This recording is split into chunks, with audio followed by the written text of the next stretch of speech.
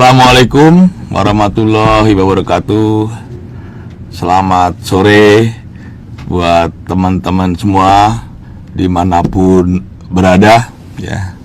Jadi sore ini saya akan menjelaskan mengenai pemberitaan bahwa pemerintah atau kerajaan Malaysia akan melanjutkan program rekalibrasi atau rekalibrasi 2.0 yang semestinya sudah berakhir akhir tahun lalu, diperpanjang sampai akhir tahun 2023 ini.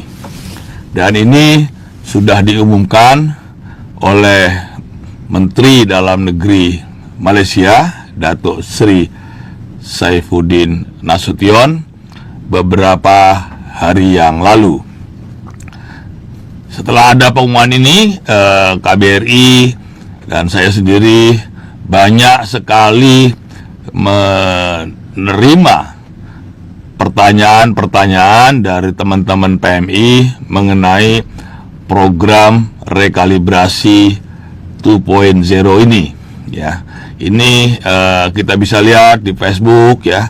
Bahkan saya dengar banyak juga yang sudah menawarkan gitu ya, calo-calo yang berjanji atau mau menawarkan jasa untuk menguruskan program rekalibrasi ini.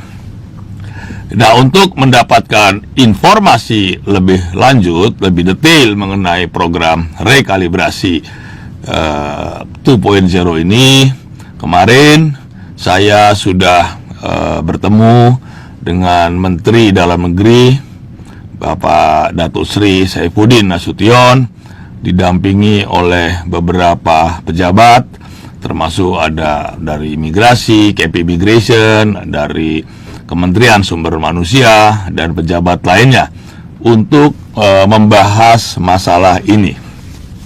Jadi program rekalibrasi tahun ini sebetulnya tidak terlepas dari apa yang disampaikan oleh Perdana Menteri Malaysia di Jakarta beberapa hari yang lalu untuk menyelesaikan permasalahan pekerja migran di Malaysia, termasuk tentunya pekerja migran atau PMI dari Indonesia. Selain itu juga program ini dimaksudkan untuk memenuhi kebutuhan tenaga kerja di Malaysia. Nah, sebetulnya apa perbedaan program rekalibrasi tahun sebelumnya dengan rekalibrasi yang tahun ini?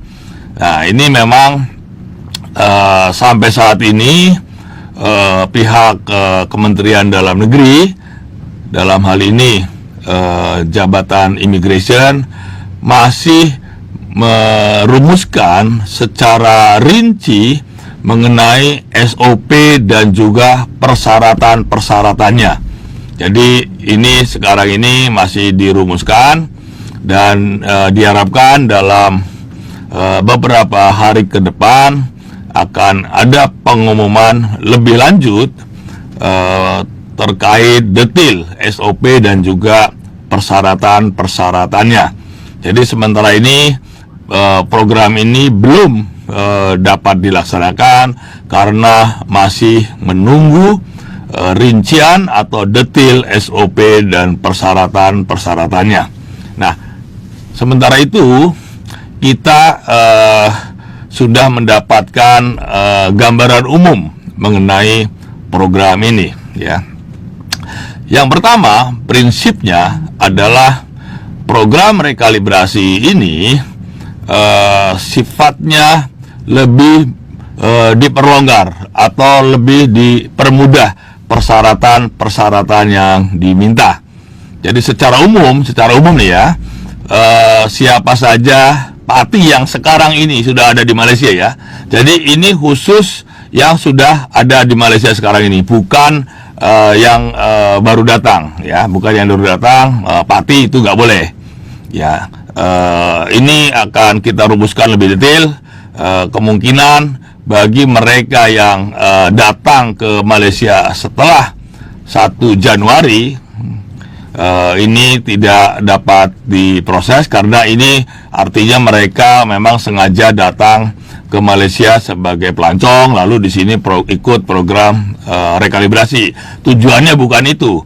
Tujuannya ini adalah bagi mereka yang sudah tinggal atau bekerja di Malaysia, tetapi dokumennya tidak lengkap atau dokumennya kurang. Misalkan tidak ada permin kerjanya, atau mungkin paspornya sudah mati, dan alasan-alasan lain. Jadi prinsipnya program ini adalah program yang diperlonggar, yang dipermudah. Siapa saja yang sekarang ini atau saat diberlakukannya program ini, mereka sudah ada di Malaysia. Jadi nanti kita tentukan siapa-siapa saja yang boleh. Nah, program rekalibrasi yang tahun ini secara prinsip SOP-nya sebetulnya tidak jauh berbeda, ya, SOP-nya, tetapi yang masih dirumuskan detailnya adalah SOP-nya, prosedurnya, dan juga persyaratannya. Pertama yang perlu digarisbawahi, sektor-sektor yang dibuka itu tambah satu sektor lagi, ya, yaitu sektor rumah tangga atau sektor domestic worker, atau gampangnya sektor PRT yang tadinya tidak ada, sekarang dimasukkan. Nah, ini penting, ya, bagi PRT yang selama ini kerjanya kosongan, ilegal, ini minta majikannya untuk diikut sertakan. Nah, yang juga digarisbawahi adalah bahwa setelah program ini dilaksanakan, maka kerajaan Malaysia juga akan mengumumkan, ya, bahwa majikan-majikan yang lalai untuk mendaftarkan pekerjanya ikut program rekalibrasi ini akan dikenai sanksi yang sesuai dengan undang-undang Malaysia, ya.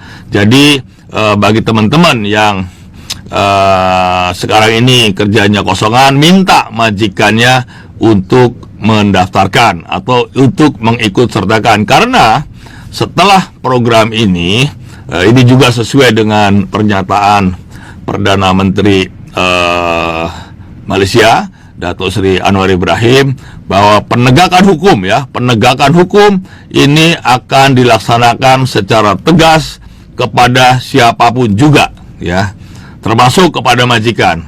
Bahkan waktu di Jakarta, Pak Perdana Menteri mengatakan nggak peduli majikannya Tan Sri, Dato Sri, Dato, atau siapapun juga, maka bagi yang masih melanggar peraturan, bagi yang masih mempekerjakan pekerja yang kosongan, maka ini akan diberikan sanksi hukum. Jadi ini bukan main-main, ya, bukan main-main, tapi ini memang akan dilaksanakan secara sungguh-sungguh, ya. Kemudian yang kedua, yang prinsip yang harus diperhatikan adalah program ini tidak melibatkan agensi kecuali yang untuk sektor rumah tangga. Jadi untuk yang sektor formal, ya, formal itu ya selain rumah tangga lah, ya, ada ladang, ada construction, perkhidmatan, manufacturing, ya. Ini tidak boleh melalui agent, ya. Jadi harus majikannya atau syarikatnya sendiri yang ngurus, ya. Nah, dengan demikian, maka kalau ada orang-orang yang menawarkan di Facebook atau dimanapun juga, di sebelah KBRI, itu, ya, kalau ada yang janji-janji bisa menguruskan, itu nggak usah dipercaya, ya, karena pasti tidak akan diproses, ya, tidak akan diproses, dan KBRI pun tidak akan mengeluarkan pasportnya apabila yang mengurus bukan majikannya atau orang yang secara resmi ditunjuk oleh majikan, Jadi ingat ya, ini yang banyak pertanyaan ya. Ada yang nawar-nawarin itu udah nggak usah dipercaya ya, udah pasti kena tipu gitu ya. Ini tolong diingatkan ya, teman-temannya juga yang nggak nonton, tolong diingatkan jangan pakai orang tengah ya, langsung majikannya yang harus mengurus ya, ingat ya. Jadi kalau ada yang nawar-nawarin bisa ngurus permit, bisa ngurus paspor, udah itu nggak usah dipercaya. Kecuali kalau mau duitnya hilang ya. Nah, jadi ini ketentuannya ya, harus diurus langsung oleh majikannya, kecuali untuk yang pekerja rumah tangga. Lalu bagaimana caranya? Bagaimana prosedurnya? Nah, ini ada sebetulnya prinsipnya sama yang seperti tahun yang lalu, hanya ada langkah yang kita sederhanakan. Mungkin bisa ditayangkan itu ya flowchartnya. Nah, ini begini ya. Jadi yang pertama, langkah pertama, majikan atau syarikat yang sudah membayar deposit ke jabatan imigrasi. Kalau yang sebelumnya kan bayar uang cagaran ya, cagaran 500 sudah bayar di imigrasi, maka majikan harus registrasi online ya, harus mendaftarkan ke KBRI ya, ke Ataker, Atas Tenaga Kerja. Jadi ingat ya, majikan bayar dulu ya ke imigrasi, bayar uang cagaran. Kalau dulu 500, sekarang belum tahu, mungkin juga masih 500. Lalu majikannya ini harus register ya, harus daftar dulu ke KBRI. Ini secara online ya, secara online, nggak perlu datang ya. Lalu KBRI tentu akan memverifikasi mengenai kelayakan majikan ini, dan ini pun syaratnya akan dipermudah ya. Misalkan yang kemarin disampaikan mengenai akta perumahan itu nanti belakangan, tapi ini dipercepat ya. Daftar aja majikannya, dan itu ada isinya tuh. Kalau dibuka tautan itu, link itu ada isinya apa yang harus diisi ya. Apabila majikan ini sebelumnya sudah pernah mendaftar, atau syarikat ini sebelumnya sudah pernah mendaftar, maka lanjut ke langkah yang ketiga, yang kuning tuh ya.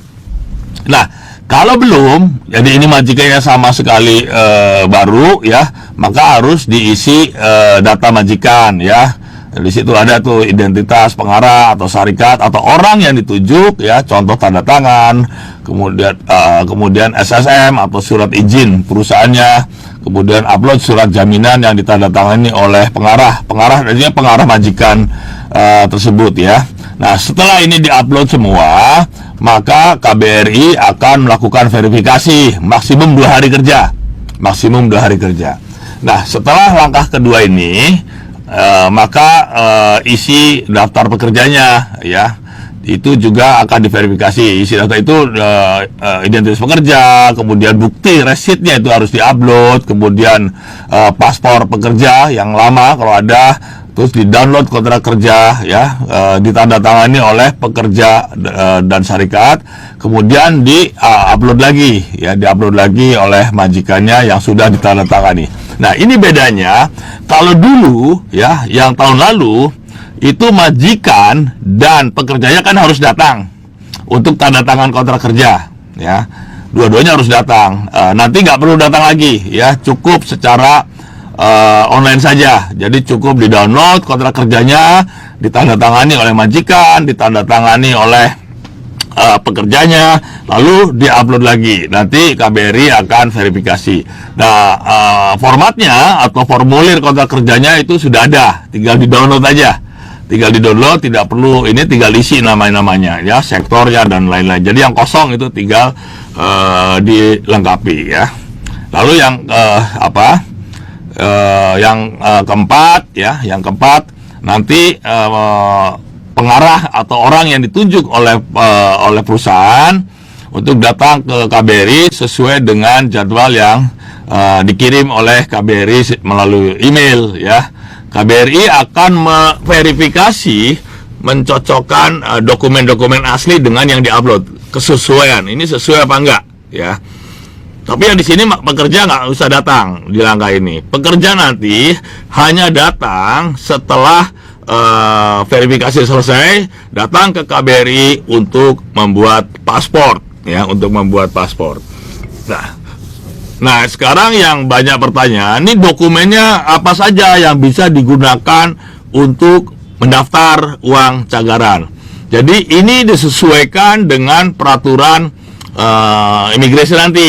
Apakah boleh dengan KTP, apakah boleh dengan SPLP, apakah boleh dengan paspor yang sudah mati, ya, apa saja yang dibolehkan oleh pihak kerajaan Malaysia sepanjang dengan dokumen itu majikan boleh membayar resit atau membayar deposit atau uang cagaran, maka itu boleh digunakan untuk pembuatan paspor. Jadi syarat pembuatan paspor itu yang penting, ya.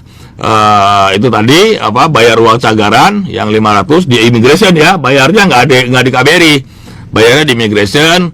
Sudah tanda tangan kontrak kerja oleh majikan dan pekerja, dan itu cukup untuk membuat paspor, ya. Biayanya sama, ya, 110, ya. Jadi tidak ada biaya lain di KBRI, ya. Hanya membayar uang paspor saja. Sementara untuk kontrak kerja, untuk yang lain-lain itu free, gratis, ya. Jadi jangan mau kalau ada yang harus bayar sekian ribu, nggak perlu, ya. Karena di KBRI hanya bayar paspor saja, yaitu 110. Nah, nanti kalau nggak paspor, misalkan dia paspornya hilang, ya tinggal buat surat laporan kehilangan. Kalau yang dokumen yang ada itu bukan paspornya, misalkan kopi paspor atau SPLP, tinggal buat surat laporan kehilangan paspornya saja, nanti dibuat itu sebagai lampiran untuk pembuatan paspor, ya. Ini untuk yang sektor formal. Jadi prosedurnya seperti ini. Kemudian ada pertanyaan-pertanyaan yang diajukan kepada saya, dan ini sudah saya sampaikan juga kepada pihak immigration, ya. Misalkan kalau yang lari dari majikan bagaimana, ya, pernah lari dari majikan dan dilaporkan, ya. Kalau yang dulu ini kan nggak boleh. Nah, ini kemarin sudah saya tanyakan tapi belum ada jawaban, dan dijanji akan dibahas internal dulu oleh mereka, nanti akan dijawab, ya. Kemudian juga ada yang tanya, Pak, batasan umurnya berapa? Apakah seperti tahun yang lalu 49 tahun atau ada perubahan? Nah, ini juga belum dijawab oleh pihak immigration. Nanti mereka akan jawab setelah dibahas di internal mereka. Pertanyaan lain yang juga sampai ke saya, Pak, untuk yang sudah blacklist tetapi bisa masuk lagi ke Malaysia, ya, mungkin lewat jalur mana, tembak lorong atau lewat jalur belakang itu, tapi faktanya dia pernah di blacklist dan ada di Malaysia. Ini bagaimana? Apakah boleh ikut atau tidak boleh ikut? Nah, ini juga belum dijawab. Tetapi secara umum memang prinsipnya yang sudah ada di Malaysia ini akan diberikan kemudahan, tetapi yang detail-detail yang blacklist ini belum ada keputusan. Tetapi kalau orangnya masih di Indonesia lalu dia kena blacklist, mau masuk lagi tentu udah ditolak di bandara dulu kan, atau di pelabuhan udah ditolak dulu, ya. Dan jangan coba-coba, ya, masuk melalui jalur laut, katakanlah jalur belakang. Selain resiko kecelakaan, kemudian resiko kena tangkap, dan nanti juga sampai sini belum tentu boleh kerja kan. Apalagi nanti setelah ini akan ada operasi penertiban pati, ya. Ini adalah langkah yang untuk sektor formal, ya. Jadi ada hal-hal yang memang belum mendapatkan kejelasan. Yang selanjutnya misalkan, Pak, yang program apa itu dulu 6P, ya, kan sudah habis, ini boleh nggak? Ya sudah habis. Nah, itu nanti akan dijawab lebih lanjut. Kemudian yang pernah ikut program rehiring, itu kan masih boleh ikut lagi nggak? Nah, atau dia harus pulang? Ini juga belum dijawab, mendapat kejelasan dari pihak JIM, dan nanti dijanjikan dalam waktu kurang lebih 2 minggu akan diberikan kejelasan lebih lanjut, dan nanti kita akan jelaskan lagi apa yang boleh dan mana yang tidak boleh ya. Tapi ini prinsip umumnya dulu, prinsip umumnya yang perlu diketahui setakat ini ya. Jadi pertama, saya ingat ya, jangan lewat orang tengah, jangan lewat calo, jangan percaya yang ada di Facebook, di TikTok atau dimanapun juga. Jangan percaya orang-orang yang keliaran di mana-mana, yang termasuk yang di dekat-dekat KBRI, nggak usah dipercaya. Ya, karena itu tidak akan diberikan kelulusan paspornya. Yang bisa mengurus hanyalah syarikat ataupun orang yang ditunjuk oleh syarikat, ya, yang namanya sudah ada di KBRI. Kalau orang lain nggak boleh, dia tidak akan diberikan paspor nanti kalau bukan orang yang sudah terdaftar di KBRI. Tadi kan majikannya atau orang yang ditunjuk harus daftar dulu. Ini adalah program yang untuk sektor formal ya. Nah, sekarang yang sektor domestik bagaimana? Yang sektor rumah tangga ini ya. Nah, untuk yang sektor domestik atau sektor rumah tangga ini prosedurnya berbeda. Karena yang sektor domestik ini harus sesuai dengan undang-undang kita dan juga sesuai dengan MOU ya, harus sesuai. Nah, ini bagaimana? Nah, ini prosesnya itu seperti orang yang akan memperbarui kontrak kerja ataupun mau ganti paspor untuk yang domestik ya. Jadi di sini majikan harus menunjuk agensi Malaysia yang terdaftar di KBRI dan juga di Kementerian Sumber Manusia ya. Itu bisa lihat daftarnya di tautan sipermit.id atau sipermit.id. Nah, itu bisa di situ dilihat agensi-agensi Malaysia yang terdaftar atau sah diakui oleh Kementerian Sumber Manusia dan sudah terdaftar di KBRI. Itu ada banyak sekali, itu ada berapa ratus gitu ya. Silakan pilih salah satu yang ada di situ. Nanti mereka, agensi-agensi inilah yang mengurus segalanya. Jadi majikan tidak perlu datang ke KBRI ya, majikan tidak perlu datang, nanti tinggal agensinya saja yang datang dan PMI-nya pada saat mau buat paspor ya. Jadi ini sederhana ya. Sekarang sudah berjalan, prinsipnya adalah majikan menunjuk agensi Malaysia, kemudian agensi itulah yang berhubungan dengan KBRI. Tetapi ingat, ini bukan sembarang agensi ya, hanya agensi yang sudah terdaftar di KSM, Kementerian Sumber Manusia, dan di KBRI. Itu bisa dilihat ya, sekali lagi daftarnya bisa dilihat di sipermit.id atau sipermit.id. Di situ diklik nanti akan ada tuh ya, Malaysian agensinya. Di situ ada agensi Malaysia, ada agensi Indonesia. Di situ udah ada lengkap. Ada nama agensinya, ada alamatnya, nomor teleponnya, dan lain-lain. Jadi tinggal cari aja agensi yang paling dekat dari rumah tinggal majikan. Nah, ini yang teman-teman ya, tolong sampaikan kepada majikannya ya, agar minta diikut sertakan ya untuk program rekalibrasi ini. Karena apabila nanti mbak-mbak ini masih ilegal, kena tangkap, hukumannya akan lebih berat ya.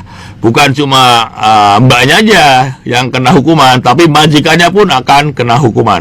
Jadi kalau nanti ada kasus ternyata statusnya masih undocumented, maka ini akan kita berikan sanksi atau akan dilaporkan kepada pihak imigrasi dan akan diberikan sanksi yang lebih berat. Ini dua-duanya ya, dua-duanya akan kena sanksi sesuai dengan Akta Immigration Malaysia. Jadi ini kesempatan yang sangat baik ya. Jadi yang sekarang ini ilegal, mohon minta ke majikannya untuk didaftarkan, karena kalau tidak, ini resikonya besar karena pihak kerajaan Malaysia akan melakukan operasi yang lebih ketat dengan hukuman yang lebih berat. Kenapa lebih berat? Sudah diberi kesempatan tetapi tidak dimanfaatkan, tetap bandel. Nah, ini yang akan jadi resiko ya. Jadi sekali lagi ya, saya mohon dengan sangat mbak-mbak nih yang sekarang ini kosongan, gunakanlah kesempatan ini sebaik-baiknya, mumpung ada program rekalibrasi, mumpung ada kebaikan dari pihak kerajaan Malaysia memperpanjang masa rekalibrasi. Jangan nunggu akhir ya, jangan nunggu akhir, sekarang segera. Begitu diumumkan layanan untuk rekalibrasi sudah dibuka, sudah boleh bayar deposit, minta majikannya segera mengurus ke jabatan imigresen. Kalau yang sekali lagi, kalau yang formal, yang ladang, construction, manufacturing atau perkhidmatan, itu syarikatnya langsung yang ngurus. Kalau yang rumah tangga, maka majikannya ini harus menunjuk agensi Arabi. Tidak ada melalui pihak ketiga ya. Pihak ketiga dalam artian calo ya. Jangan percaya pada yang nawar-nawarin di Facebook, di TikTok atau dimanapun juga lah ya. Udah nggak usah dipercaya. Udah mahal, nanti bayarnya juga hasilnya nggak ada. Dan ini program rekalibrasi ini prinsipnya tetap sama dengan yang tahun lalu, bahwa biaya rekalibrasi ini menjadi beban majikan ya. Sekali lagi ya, beban rekalibrasi untuk proses rekalibrasi untuk bayar levy, bayar FOMEMA, bayar paspor, prinsipnya adalah menjadi tanggung jawab majikan. Ini sama prinsipnya, misalkan kalau majikan mau ambil yang baru dari Indonesia pun majikan harus bayar semuanya, bahkan jauh lebih mahal. Kalau ngambil baru dari Indonesia kan berapa? Katakanlah 15.000 kalau yang rumah tangga. Kalau yang formal mungkin kurang, mungkin 4.000 katakanlah. Tapi kan ini jauh masih lebih murah daripada ngambil yang baru, terutama yang sektor domestik ya, sektor rumah tangga. Minta majikannya untuk mendaftarkan, kalau nggak mau ya mendingan pindah saja, biar majikannya ambil yang tempat lain yang bayarnya 15.000 gitu ya. Mendingan cari majikan yang memang mau ya. Sekarang kan banyak dibutuhkan juga yang rumah tangga, dan ini kesempatan murah. Levinya pun hanya berapa, nggak sampai 1.000 itu bayar levinya kan, 500 berapa gitu ya, 460 ditambah berapa gitu, jumlahnya sekitar 600-an lah ya, nggak sampai 1.000 lah totalnya. Ini yang untuk program rekalibrasi tenaga kerja ya. Kemudian ada juga pertanyaan, Pak, kalau yang rekalibrasi pulang bagaimana? Nah, ini untuk program rekalibrasi pulang sementara ini ditiadakan. Jadi yang dibuka hanya rekalibrasi tenaga kerja. Pak, kalau yang saya mau pulang karena sakit, karena sudah tidak mampu bekerja, gimana? Ini ikut program pemulangan yang seperti biasa.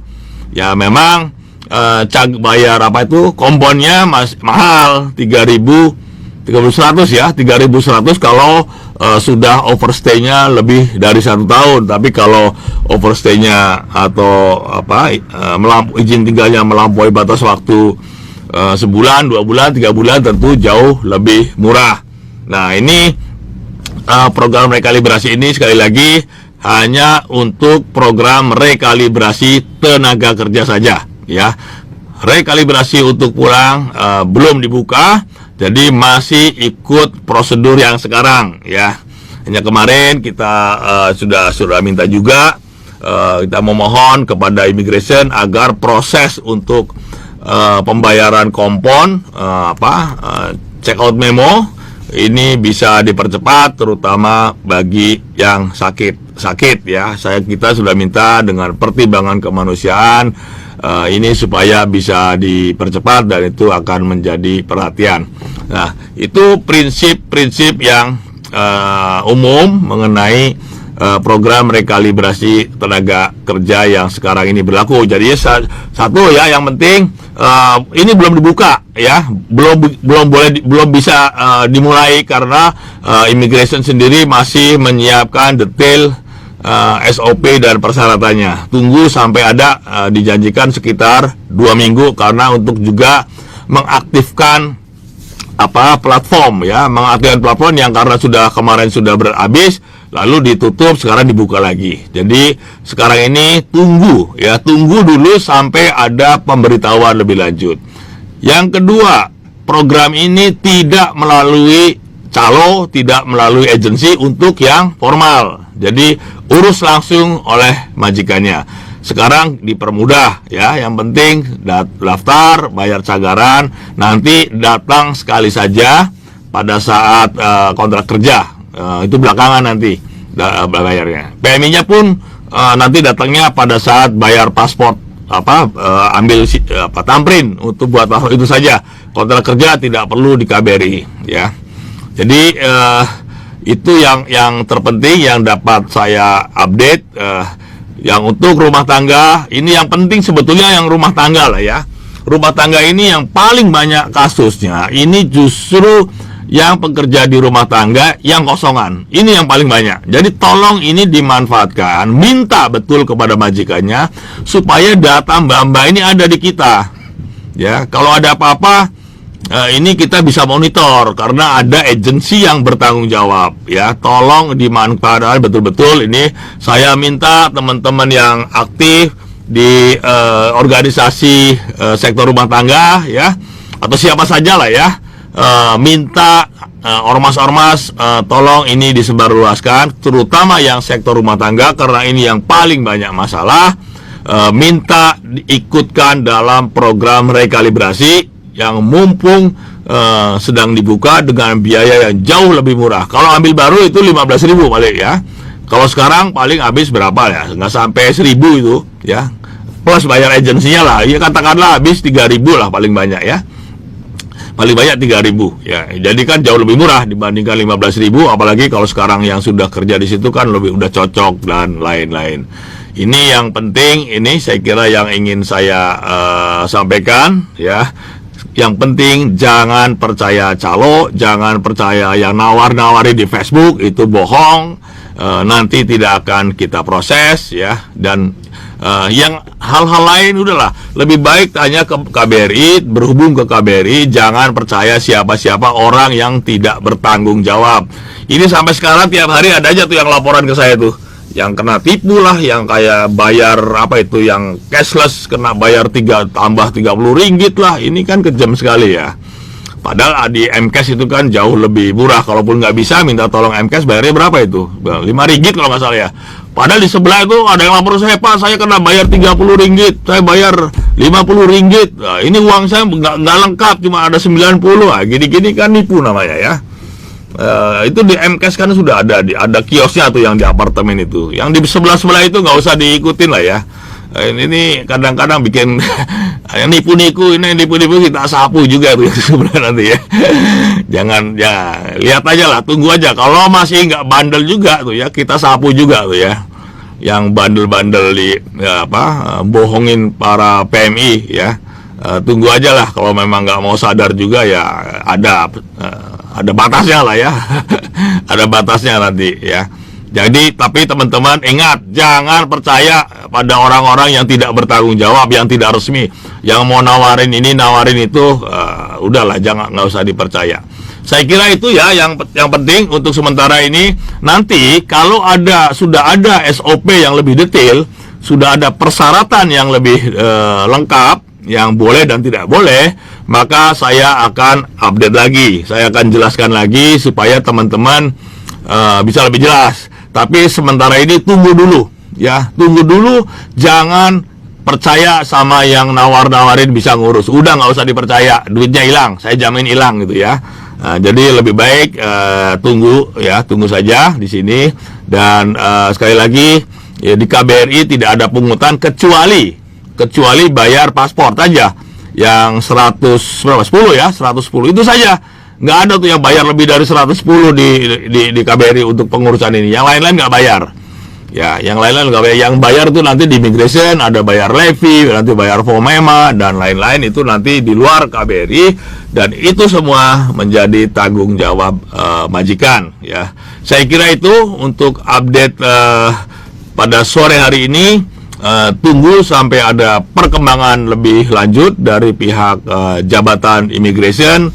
Nanti akan saya update lagi detailnya.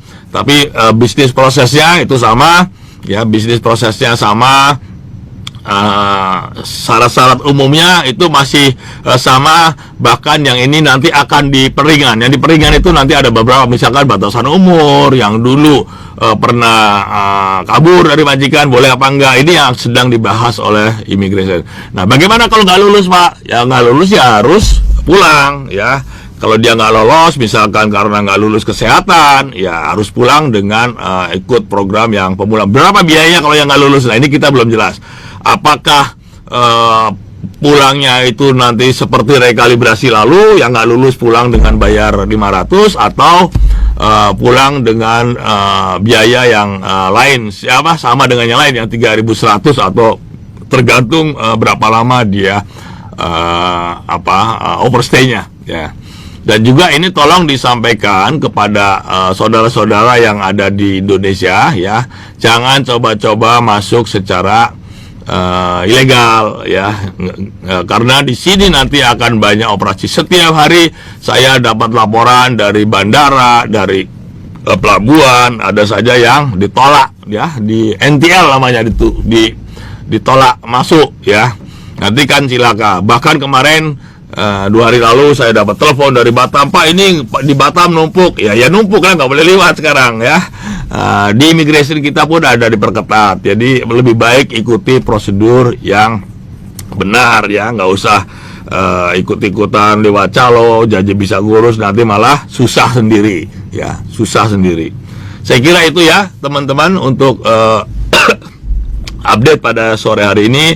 Tunggu sampai ada perkembangan lebih lanjut. Jangan ikut-ikutan orang-orang yang nawar-nawari jasa pengurusan permit ataupun paspor. Pergi langsung ke KBRI, ya, untuk paspor, nggak usah lewat orang-orang yang nggak jelas, ya. Nah, ini kalau ada apa-apa nanti silakan tanya ke KBRI, ya. Saya kira itu, ya, teman-teman semua. Ada pertanyaan-pertanyaan nggak? Ada pertanyaan, ya? Oke, boleh yang ini. Kali balik pula ada nggak, Pak? Nggak ada, ya, sudah dijawab. Berapa batas umur? Itu tadi PRT itu yang belum dijawab kan tadi ini, ya.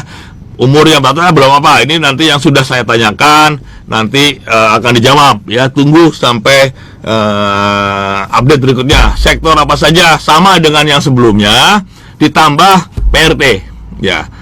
Ditambah PRT. Ini nanti yang sudah ada. Dan kemarin sedang dibahas mengenai sektor pergudangan, ya, gudang. Sektor pergudangan, tapi ini akan dibahas lebih lanjut. Tapi sektor yang dulu itu berlaku, ditambah sekarang sektor rumah tangga. Saya sudah lulus Tamprin masa ikut rekalibrasi pertama, tapi saya belum medical sebab saya sudah berhenti dari kilang. Loh, kalau mau buat permit masih boleh. Oh, dulu rekalibrasi udah prosesnya udah ditutup, Pak, tuh. Kenapa dulu berhenti? Ya berarti ikut rekalibrasi ulang. Kok udah diproses malah berhenti? Belum medical. Kalau bayar lambat belum siap, itu adanya di immigration. Di KBRI hanya sampai pembuatan paspor. Begitu sudah dikasih paspor, maka proses selanjutnya ada di Jabatan Immigration, ya.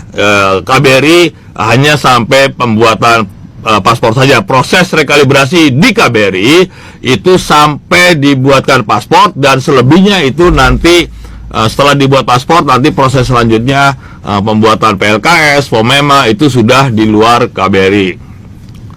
Gak punya paspor gimana paspor? Nah, kalau yang ini tadi nggak punya paspor, kalau pihak JIM boleh menggunakan KTP atau menggunakan SPLP, boleh bayar cagaran, maka itu boleh digunakan untuk rekalibrasi. Jadi prinsipnya kita mengikuti apa yang dibolehkan oleh Immigration Malaysia, berarti oleh kita juga boleh. Hanya nanti kalau memang hilang, ya harus ada surat laporan kehilangan di Balai Polis, ya. Rehiring ditolak, boleh ikut. Nah, ini yang tadi belum ditanyakan, ya. Yang sudah saya jelaskan. Rehiring bagaimana?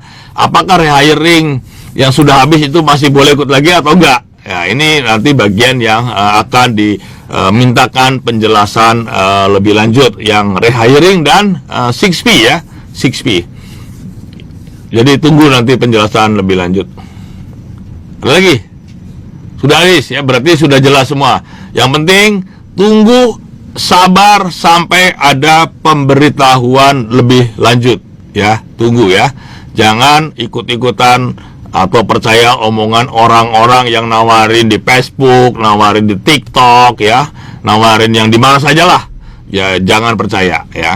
Itu udah duitnya hilang aja, jaminan hilang, itu nggak akan selesai karena kita tidak melayani orang-orang yang tidak diberikan tugas untuk itu. Jadi yang boleh nanti hanya syarikat ataupun orang yang ditunjuk oleh syarikat dan agensi resmi ya, agensi resmi saja yang boleh berhubungan dengan KBRI. Saya kira itu ya teman-teman semua. Jangan lupa jaga kesehatan, tetap tenang, tunggu pemberitahuan lebih lanjut ya. Kalau sudah ada update dari immigration akan saya update lagi. Sementara ini duduk baik-baik, tapi boleh ya sampaikan ke majikannya, minta diikut sertakan program rehiring. Ya ini terutama ya untuk semua, tetapi yang lebih penting lagi adalah untuk yang rumah tangga. Karena ini kesempatan yang luar biasa ya, yang sangat penting, yang dulu sebelumnya tidak ada, sekarang ada. Manfaatkanlah ini dengan baik, karena kalau ini tidak dimanfaatkan, kemudian nanti ada operasi kena tangkap, hukumannya akan jauh lebih berat ya. Bukan hanya hukuman pekerjanya, tetapi majikannya pun akan kena hukuman. Itu sudah ditegaskan oleh Perdana Menteri ya. Pokoknya nggak peduli dia Tan Sri, Dato Sri, Dato apalah, pokoknya melanggar aturan kena hukuman. Ini yang tolong sampaikan ke majikannya masing-masing. Ini masalah yang sangat serius ya, sangat serius. Pemerintah Malaysia ini betul-betul ingin menegakkan aturan dan juga untuk membersihkan pati-pati dari Malaysia. Ini akan menjadi kebijakan pemerintahan yang sekarang. Saya kira itu dari saya. Terima kasih. Wassalamualaikum warahmatullahi wabarakatuh. Jangan lupa jaga kesehatan. Tunggu pemberitahuan lebih lanjut sampai nanti ada pengumuman dari pihak KBRI ataupun KJRI ya. Nanti akan saya update. Terima kasih.